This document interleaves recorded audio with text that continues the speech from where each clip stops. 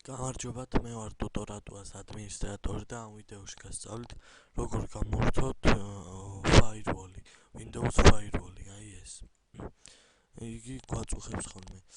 აი თუ გინდათ რომ არ მოაგდოს ფანჯარა, აი ამას დააჭერთ recommendation და აი აქ დააჭერთ I have an antivirus program.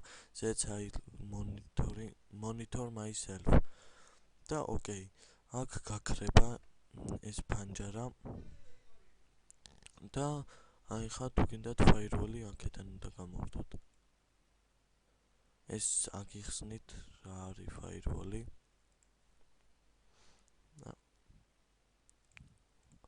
აი Windows firewall.